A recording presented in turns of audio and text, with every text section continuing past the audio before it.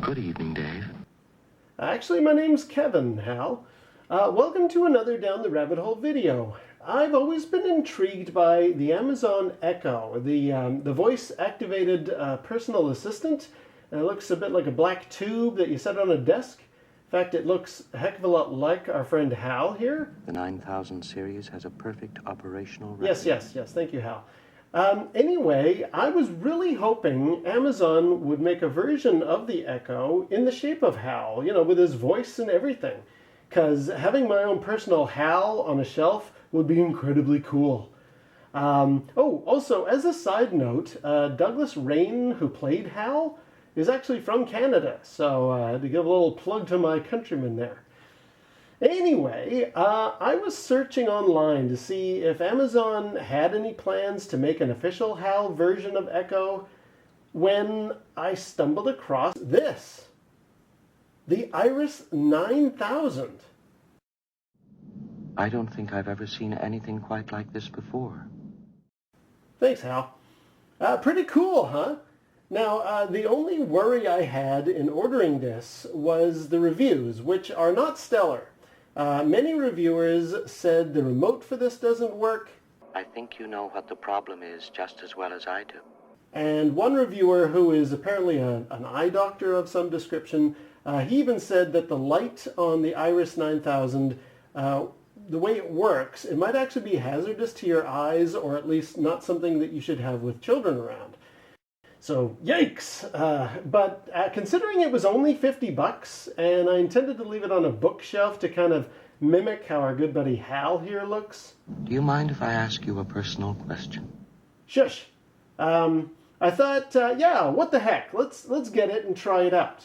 What I really like about the Iris 9000 over any potential like Amazon Echo models is that it actually triggers off Siri. And that means you'd have to press a button on the remote to activate it. That's important to me because, like, although security experts have kind of signed off that the Amazon Echo is not like recording everything you see in your home, I'm still a little unnerved by the idea. This Iris 9000 device looks to be a better kind of a push-to-talk idea. Are you quite sure? Yes, Hal, I'm sure. This is really a preferable way for me to create you in my home. Now, I'm going to post a link to a tech video down below. It's where some well-known experts in sort of the security field, they go into deep discussion about Amazon Echo and how it can't be spying on you. The show is This Week in Tech, which I listen to a lot.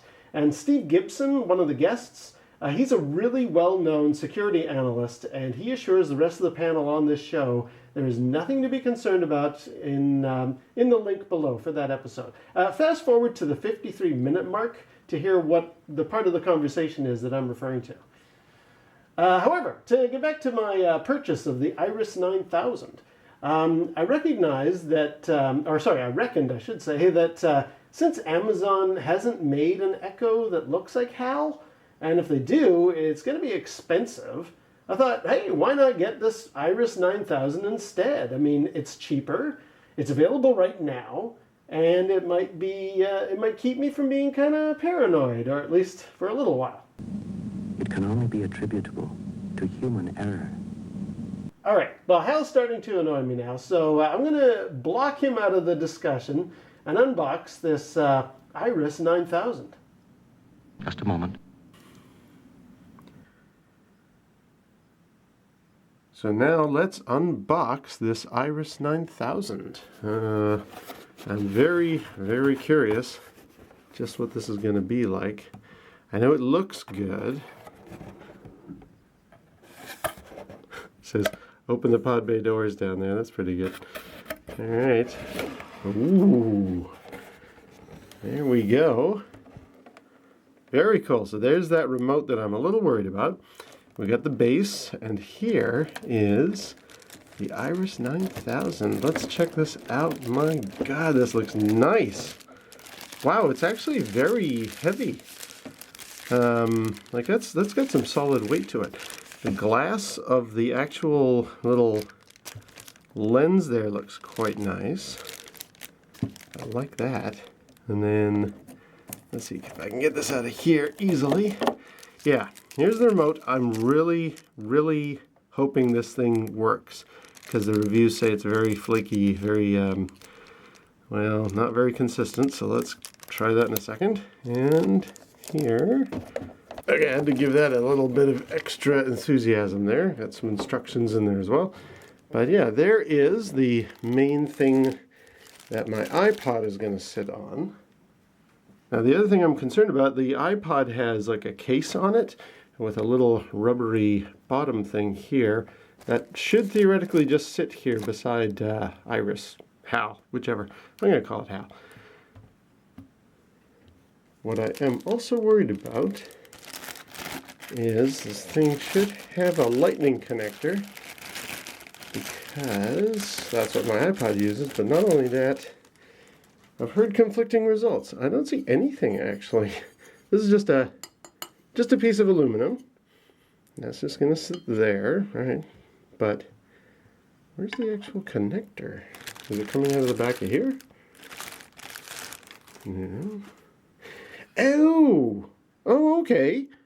You plug anything into there, and there's your audio, and there's your on-off switch. So actually, I'll just use the connector that this thing came with, string it across. And then you just set it there. Oh, okay, that's kind of neat. All right, so I don't have to worry about the fact that the little wire is not there. Let me go get my wire. And actually, I might have to get some batteries here. It says Iris 9000 on the side here. It's obviously not going to work right now because it A, has no batteries, and B, I think I have to pull that tab out. But okay, yeah, I was a bit worried. I thought, okay, what if this thing doesn't use a lightning connector?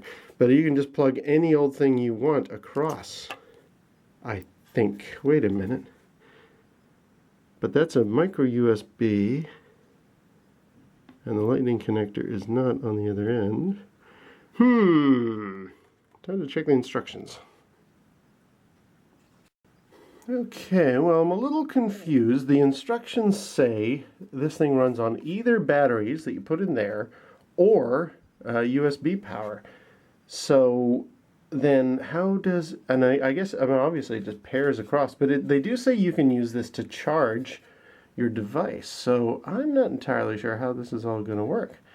But regardless, we'll mess with that in a second. Onto the actual Iris 9000 itself. Looks super nice. Really, really, it's got that proper 1960s feeling to it. It says Iris 9000 up here in a font that really looks like it almost wants to say HAL 9000. In fact, there's a little faux kind of plasticky wood grain sitting there. Yeah, this thing is super, super nice. I'm really liking this. Hey, it even says Think Geek on the bottom. Okay, cool. Nice. All right. Yes, there is what Iris 9000 looks like. How does Iris 9000 sound? All right, so now that I've got Iris 9000 out of its box here, let's just take HAL out of the conversation.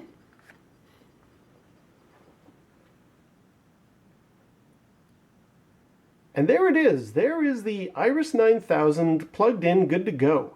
The really bright red light that you see is a little over exaggerated in my camera. It is pretty bright to look at in real life. And that doctor on the Amazon review did say, yeah, this is probably not best for the eyes of children because of the way it splits the laser into a prismatic effect or whatever. So yeah, probably true. I wouldn't really look into that light normally. However, let's actually run you through some of the things that are really cool about this thing now that I've played with it a bit, and some of the hiccups I think people probably ran into, as well as just showing you what some of the stuff is that Iris can do. Now, first of all, the very first thing that I ran into was worrying about this, the remote. I don't know if you can see it there. It didn't work right out of the box, which is pretty much what a lot of reviewers said, but that's because this is, I don't know how old this product is, but it's been probably sitting in its little case for a year or two, and I had to actually open it up and take out the, it's just a little, where's that screw? Yeah, there's the screw, and there's the little back case for it, or the back panel. It runs on a 1632 battery, so it's a watch battery, and that obviously isn't going to run forever, so I had to swap that out. And the other thing is, like a lot of these devices, it actually had a pull tab. So when I first pulled the tab out, I thought, is that all it is and now it'll work? No, the battery was dead. But maybe that's why some people say this remote doesn't work. You have to pull the tab out and probably the batteries are dead. Finally, and I'm not going to open it up now, but when I opened up that little container or that little back panel, there's 2 screws on the edge here that also hold the battery in place. They're really finicky to work with. So I had to very carefully unscrew the back, very carefully unscrew the 2 screws that are holding the old battery in place, then replace the battery, then put it all back together. I'm happy to report it does work.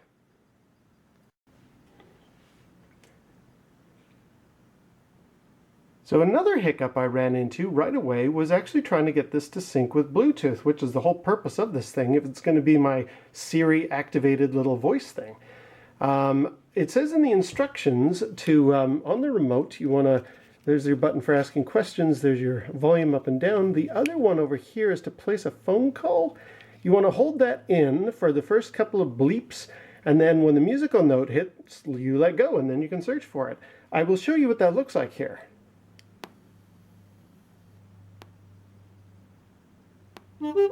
And let go. And I thought, right, now it's searching for an iPod or any iDevice, and I had my iPod Touch sitting here. I could not find the darn thing anywhere. So I thought, what am I doing wrong? And then I noticed in the instructions I let go of it too soon. Let me show you the real way you're supposed to do it.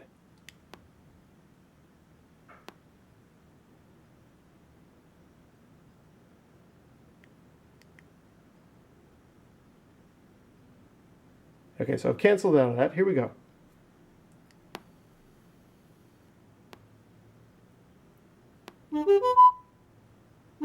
That's when you let go, is when you hear that other sound. So now, Iris 9000 has shown up here. I'll just hit synchronize. Takes a second. I usually edit this stuff for time, but I do want to give you a realistic idea of what kind of hiccups this thing runs into here. We are now connected. There. So now, if I ask this thing a question, let's see, let's go with something basic. So if I just press the button very quickly and it does the obvious Siri sound, I can ask it a question. Let's try it out.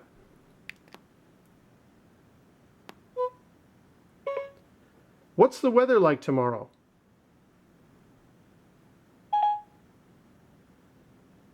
You'll need an umbrella tomorrow. Oh, and you'll notice I actually changed the Siri voice from female to male because I thought I've got to get a HAL, but he sounds a little too nice for HAL. However, yeah, this now works. And same thing with my wife's Android phone. Exactly the same setup. Wait for that secondary tone, and then you're in and you're good to go. Let's try a few other things here, like, I know.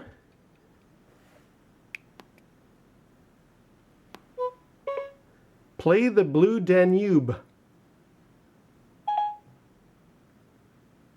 Now playing 2001: A Space Odyssey. Strauss, Johann, the Blue Danube.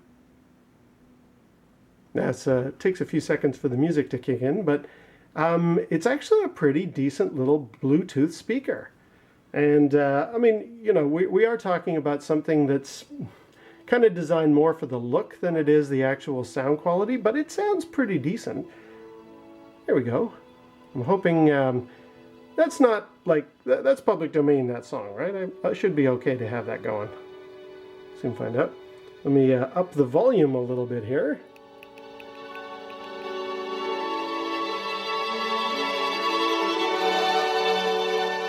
Down the volume a bit.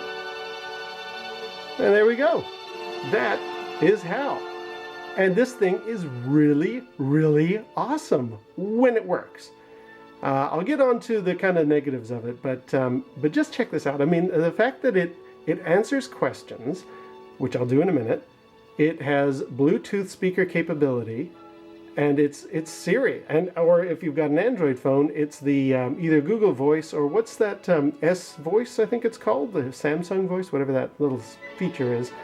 Yeah, you've got all these different things you can do with HAL, and this thing sits nicely on a shelf, looks gorgeous.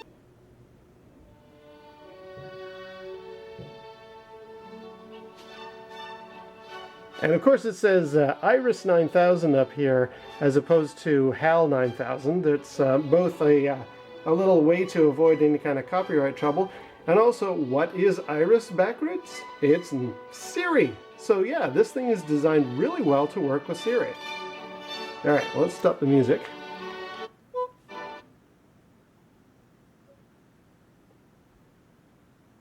If we can. Again, I would normally edit this out, but I do want to give you an idea how clunky this can be.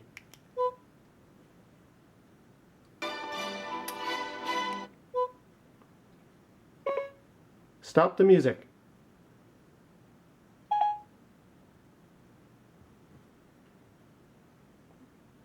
There we go. Awesome. So let's try a few other things here. Let's go with some standard Siri commands.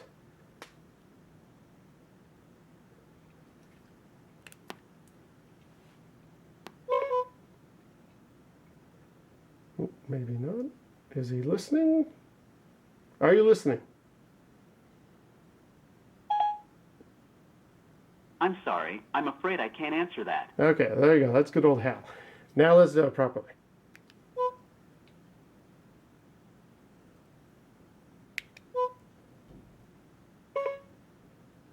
Remember to take my space helmet.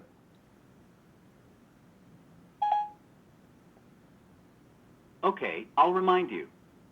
Yeah, sure you will. Let's see. How about how about this one?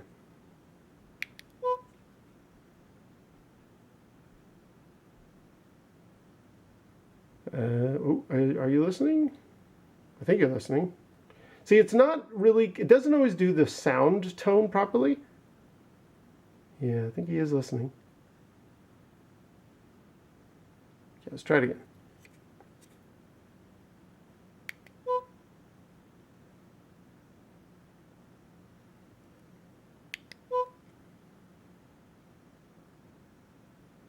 Come on, Hal.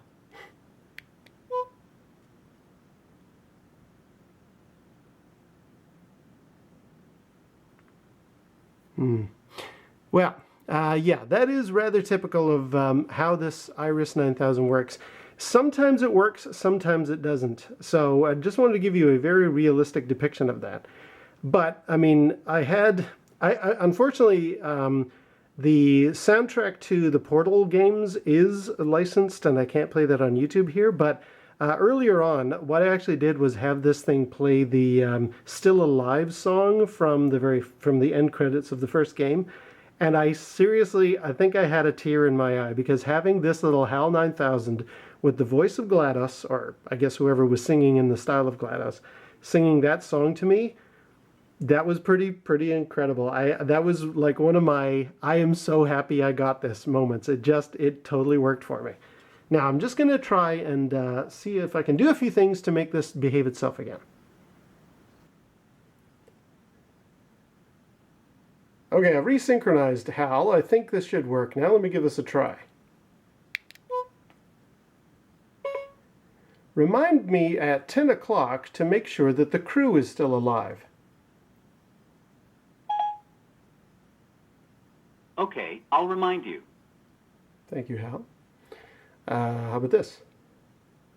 He's pretty cool, so... Do you mind if I call you Jarvis? This is about you, not me.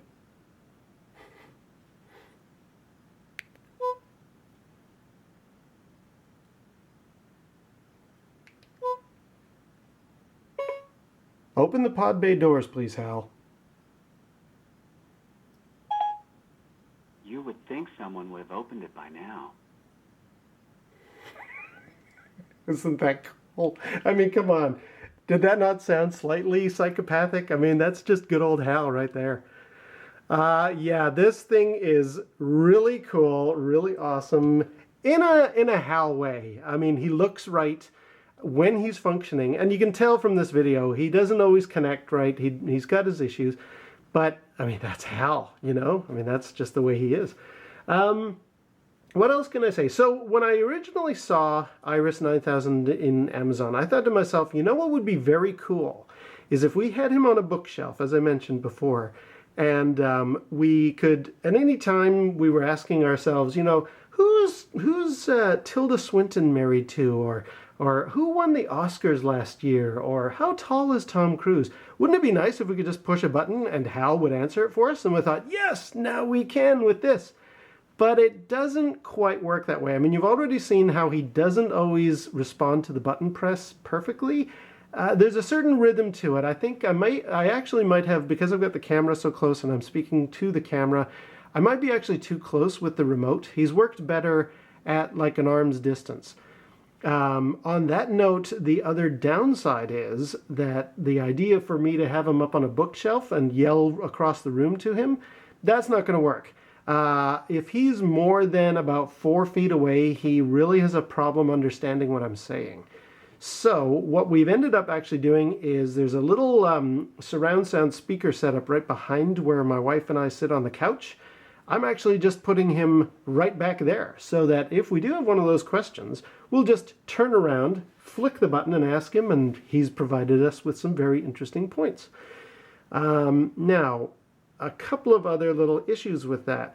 He is a Bluetooth speaker, which means that anything that comes out on my iPod Touch is coming through him and not it. If somebody makes a move against me in one of my online games, it comes through the speaker. If I've got an alert goes off, it comes through the speaker. It's not actually coming off the iPod Touch. So that's a factor.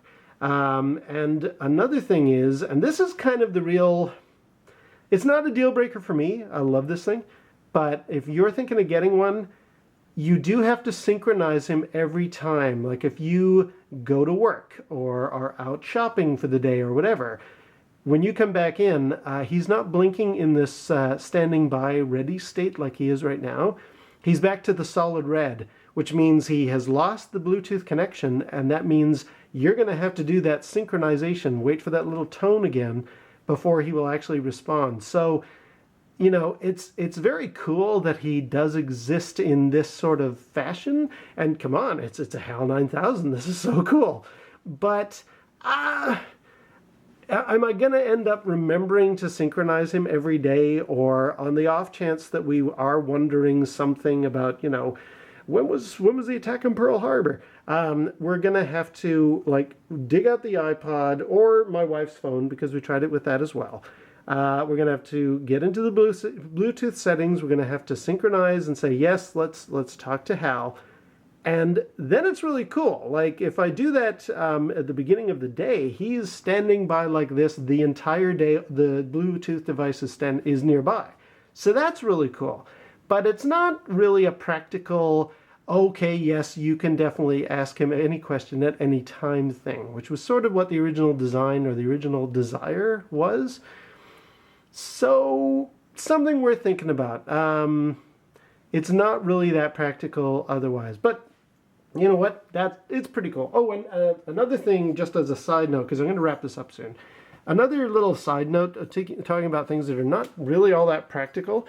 The ads for the Iris 9000 in the Amazon listing, they show this, the little pedestal thing that you set beside it for your phone or iPod Touch, and it does actually clip in there. It looks really nice. I thought from the ads this was all a dock. Like I thought I would plug my phone or my iPod Touch into this, and it would charge it up, and it would act as like an extra speaker that I could listen to stuff with. Not really true. This is just a hunk of metal or aluminum. You've got the hole there, which I mentioned when I did the unboxing. You see it in there. So you can slide either a 32-pin connector or a lightning connector. Both of those will work just fine. But it's not like this thing does any actual charging.